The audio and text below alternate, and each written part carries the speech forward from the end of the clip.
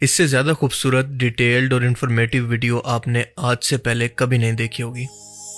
آئیں آج آپ کو آج سے 1400 سال پہلے کے زمانے کے اندر ویژول ٹیکنالوجی اور آرٹیفیشل انٹیلیجنس کی مدد سے واپس لیے چلتے ہیں اور آپ کو دکھاتے ہیں کہ رسول اللہ صلی اللہ علیہ وسلم کا گھر، آپ کا محلہ اور وہ گلیاں کیسی تھی جہاں سے آپ گزرا کرتے تھے۔ یہ ویڈیو مدینہ میوزیم کے اندر سعودی گورنمنٹ نے لوگوں کو ایجوکیٹ کرنے کے لیے بنائی ہے، جو کہ ظاہر ہے کہ انٹرنیٹ پر اویلیبل نہیں ہے کیونکہ اس کو ٹکٹ بھر کر دیکھنے جانا پڑتا ہے، پر یہاں پر آپ اس کو فری دیکھ سکتے ہیں۔ تو ہماری ویڈیو شروع ہوتی ہے رسول اللہ صلی اللہ علیہ وسلم کی ازواج مطہرات یا پاک بیویوں کے گھروں سے، جو کہ اس زمانے کے حساب سے کچے گھر ہیں۔ پہلا گھر جو آپ کو ویڈیو میں نظر آ رہا ہے یہ حضرت زینب بنت جحش رضی اللہ تعالیٰ عنہ کا ہے، جن کا تعلق قریش کے قبیلہ اسد بن خزیمہ سے تھا، اور ان کی والدہ کا نام امیمہ بنت عبد المطلب تھا، جو کہ رسول اللہ صلی اللہ علیہ وسلم کی پھپھی تھیں، اور اس لحاظ سے حضرت زینب رضی اللہ تعالیٰ عنہ رسول اللہ صلی اللہ علیہ وسلم کی چچا زاد بہن تھی۔ ان کا پہلا نکاح حضرت زید بن حارثہ رضی اللہ تعالیٰ عنہ سے ہوا، جو کہ نبی کریم صلی اللہ علیہ وسلم کے آزاد کردہ غلام اور منہ بولے بیٹے تھے، اور یہ نکاح اللہ کی مرضی سے ایک معاشرتی اصلاح کے طور پر ہوا تاکہ عرب معاشرے کے اندر غلاموں اور آزاد عورتوں کے درمیان فرق کو مٹایا جا سکے۔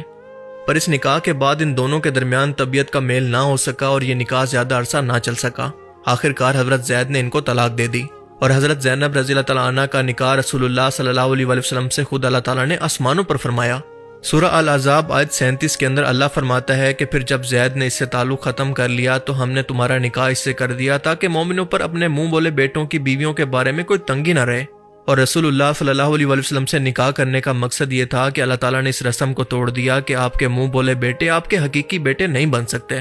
یعنی یہ واحد صحابیاں ہیں جن کا نکاح آسمان سے اللہ تعالیٰ نے نبی کریم صلی اللہ علیہ وسلم سے فرما دیا، اور ان کے بارے میں نبی کریم صلی اللہ علیہ وسلم نے خود فرمایا کہ تم میں سب سے پہلے مجھ سے وہ ملے گی جس کے ہاتھ سب سے زیادہ لمبے ہیں، یعنی وہ سب سے زیادہ صدقہ دینے والی ہے۔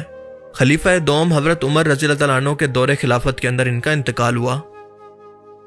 اب ذرا اس سے آگے بڑھیں تو حضرت سلمہ رضی اللہ تعالیٰ عنہ کا گھر آتا ہے، جو کہ نبی کریم صلی اللہ علیہ وسلم کی نہایت عقل مند، باوقار اور عقل مند بیوی تھی، اور انہوں نے اسلام کے کئی اہم لمحات کے اندر رسول اللہ صلی اللہ علیہ وسلم کی مدد کی اور مشورے دیے۔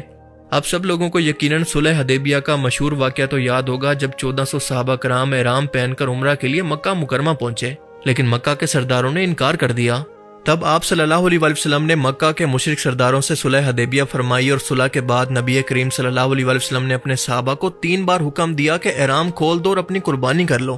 لیکن کسی ایک شخص نے بھی آپ کی بات نہ مانی۔ یعنی صحابہ کرام اس صلح سے بہت ناراض تھے اور چاہتے تھے کہ آپ صلی اللہ علیہ وسلم اپنے اس فیصلے پر نظر ثانی کریں۔ آپ صلی اللہ علیہ وسلم اپنے خیمے میں گئے اور حضرت سلمہ کو یہ بات بتائی تو انہوں نے مشورہ دیا کہ اللہ کے رسول آپ باہر جا کر خود قربانی کریں اور اپنا سر منڈوا لیں، اور یہ لوگ خود بخود آپ کی پیروی کریں گے۔ نبی کریم صلی اللہ علیہ وسلم نے ایسا ہی کیا، باہر آئے، قربانی کی، اپنا سر منڈوایا، اور یہ دیکھ کر تمام صحابہ کرام نے فوراً اس پر عمل کیا اور یہ معاملہ ختم ہو گیا۔ اور یہ حضرت سلمہ کی ذہانت کا بس ایک واقعہ ہے۔ ان کا تعلق بنو مخزوم قبیلے سے تھا، یعنی بہت ہی اونچا عرب کے اندر ان کا سٹیٹس تھا، اور بہت ساری احادیث روایات خاص طور پر ان کی طرف سے بیان کی گئی ہیں، خاص طور پر خواتین کے مسائل سے متعلق۔ رسول اللہ صلی اللہ علیہ وسلم نے ان سے دل جوئی کی خاطر ان کو سہارا دینے کے لیے ان سے بڑھاپے کے اندر نکاح فرمایا، کیونکہ رسول اللہ صلی اللہ علیہ وسلم کی رسالت پر ایمان لانے کے بعد جب سلمہ اور ان کے شوہر حضرت ابو سلمہ مدینہ ہجرت کرنا چاہتے تھے تو ان کے قبیلے نے ان کے بیوی اور بچوں کو جدا کر دیا۔ اب ان کے شوہر تو مدینہ روانہ ہو گئے، لیکن ان کے بچے کو سسرال نے چھین لیا، اور سلمہ کو ان کے قبیلے نے وہیں پر روک لیا، اور وہ پورے 1 سال تک اسی غم کے اندر رویا کرتی۔ آخر کار پورے 1 سال کے بعد ان قبیلے کے لوگوں کو ان پر رحم آ گیا اور ان کو چھوڑ دیا گیا، اور یہ واقعہ حضرت سلمہ کے صبر اور وفا کی بہترین مثال ہے۔ ابو سلمہ کی وفات کے بعد حضرت سلمہ کو انتہائی صدمہ ہوا۔ نبی کریم صلی اللہ علیہ وسلم نے یہ دیکھا تو ان سے نکاح کا پیغام بھیجا۔ حضرت سلمہ نے یہ سنا تو جواب دیا کہ میں بوڑھی ہوں، میرے بچے بھی ہیں اور میں غیرت والی عورت ہوں۔ نبی کریم صلی اللہ علیہ وسلم نے فرمایا کہ اللہ تمہارے بچوں کا ولی ہوگا، تمہاری غیرت کو دور کرے گا اور تمہاری عمر کے اندر برکت دے گا، اور اس طرح سے وہ امہات المومنین بن گئی۔ سلمہ کے گھر سے تھوڑا سا آگے بڑھیں تو ان کے بالکل ساتھ خاتون جنت، جنتی عورتوں کی سردار، رسول اللہ صلی اللہ علیہ وسلم کی سب سے لاڈلی بیٹی مولا علی علیہ السلام کی زوجہ اور حسن و حسین کی ماں بی بی فاطمہ کا گھر ہے، اور ان کے مرتبے کے لیے تو الفاظ بھی کم ہیں۔ بس یہ جان لیں کہ رسول اللہ صلی اللہ علیہ وسلم نے فرمایا کہ فاطمہ میرے جگر کا ٹکڑا ہے، جس نے فاطمہ کو تکلیف دی اس نے مجھے تکلیف دی۔ ایک بار جب نبی کریم صلی اللہ علیہ وسلم سے پوچھا گیا کہ آپ کو سب سے زیادہ محبوب کون ہے آپ صلی اللہ علیہ وسلم نے فرمایا کہ فاطمہ، حضرت فاطمہ جب آپ سے ملنے آتی تو رسول اللہ صلی اللہ علیہ وسلم ان کے استقبال کے لیے کھڑے ہو جایا کرتے۔ حضرت فاطمہ کے گھر کے بالکل پیچھے رسول اللہ صلی اللہ علیہ وسلم کی ایک اور زوجہ حضرت سودا کا گھر تھا، اور یہ نبی کریم صلی اللہ علیہ وسلم کی دوسری بیوی تھی، جن سے آپ صلی اللہ علیہ وسلم نے حضرت ختیجہ کی وفات کے بعد نکاح فرمایا۔ حضرت ختیجہ کی وفات کے بعد نبی کریم صلی اللہ علیہ وسلم بہت غمگین تھے، اور حضرت سودا بھی اس وقت بیوہ ہو چکی تھیں۔ وہ بوڑھی، سادہ مگر دیندار اور باوقار خاتون تھی۔ نبی کریم صلی اللہ علیہ وسلم نے ان سے نکاح فرمایا تاکہ گھر کا نظام سنبھالنے والی کوئی عورت موجود ہو اور ایک نیک اور بزرگ عورت کو سہارا دیا جائے۔ حضرت عائشہ رضی اللہ تعالیٰ عنہ فرماتی ہیں کہ میں نے سودا سے بڑھ کر کوئی عورت نہیں دیکھی جو کہ سیدھی سادی، دل کھول کر صدقہ کرنے والی اور اپنی باری مجھے بخشنے والی ہو۔ اور ایسا حضرت عائشہ نے اس لیے کہا کہ جب حضرت سودا کی عمر بڑھنے لگی اور نبی کریم صلی اللہ علیہ وسلم کو حضرت عائشہ زیادہ محبوب ہو گئی تو حضرت سودا نے اپنی باری حضرت عائشہ کو دے دی تاکہ وہ قیامت کے اندر نبی کریم صلی اللہ علیہ وسلم کی بیوی کہلانے کا شرف حاصل کر پائیں۔ ان کا انتقال بھی حضرت عمر کے دور خلافت کے اندر ہوا۔ حضرت فاطمہ کے گھر کے برابر کے اندر دائیں طرف امہات المومنین حضرت عائشہ کا حجرہ تھا، جو کہ رسول اللہ صلی اللہ علیہ وسلم کی حضرت ختیجہ کی وفات کے بعد سب سے محبوب بیوی تھیں۔ صحیح بخاری میں آتا ہے کہ حضرت عمرو بن عاص نے پوچھا کہ اے اللہ کے رسول، آپ کو سب سے زیادہ محبوب کون ہے؟ آپ صلی اللہ علیہ وسلم نے فرمایا کہ عائشہ۔ عمرو نے پوچھا کہ مردوں میں سے؟ آپ نے فرمایا کہ اس کے والد ابو بکر صدیق۔ حضرت عائشہ نے 2210 سے بھی زیادہ احادیث روایت کی، اور صحابہ کرام ایون کے بڑے بڑے فقہ بھی ان سے علم سیکھنے آیا کرتے۔ حضرت عروہ بن زبیر فرماتے ہیں کہ میں نے کسی کو عائشہ سے بڑھ کر قرآن، حدیث، فقہ، طب، شعر، نسب اور عرب کے واقعات کا علم رکھنے والا نہیں پایا۔ جب منافقین نے حضرت عائشہ پر جھوٹا الزام لگایا، واقعہ افق ہوا تو اللہ تعالیٰ نے سورہ نور کے اندر قرآن کی آیات نازل کر کے ان کی برات فرمائی۔ اللہ نے خود فرمایا کہ بے شک وہ لوگ جھوٹے ہیں، یعنی اللہ نے حضرت عائشہ کی پاکیزگی کی گواہی دی۔ نبی کریم صلی اللہ علیہ وسلم نے اپنے آخری دن حضرت عائشہ کے گھر پر گزارے، اور اپنی وفات سے پہلے آپ کا سر مبارک حضرت عائشہ کی گود میں تھا۔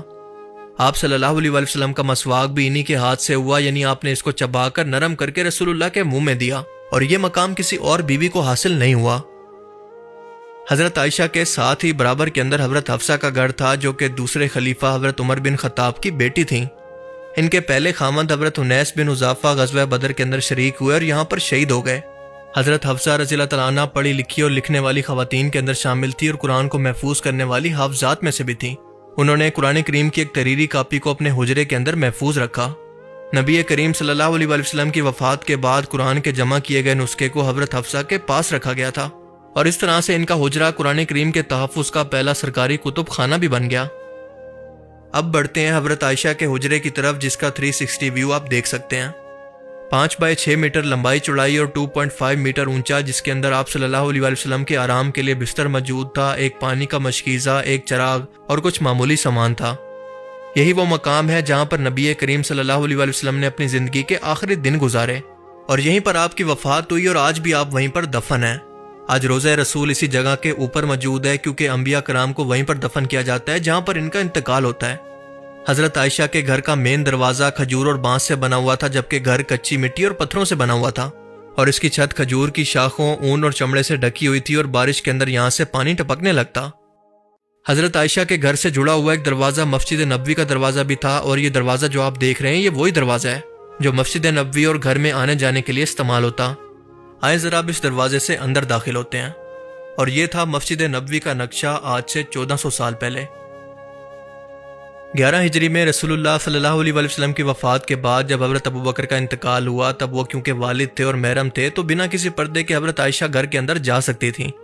لیکن جب حضرت عمر کا انتقال ہوا تو وہ کیونکہ نامحرم تھے تو ایک پردے کے ذریعے دونوں قبروں کو ایک پردہ لگا کر الگ شناخت دی گئی، جیسا کہ آپ دیکھ سکتے ہیں کہ یہ ہے رسول اللہ صلی اللہ علیہ وسلم کی قبر مبارک، اور یہ ہے حضرت عائشہ کے والد حضرت ابو بکر صدیق کی اور خلیفہ دوم حضرت عمر کی۔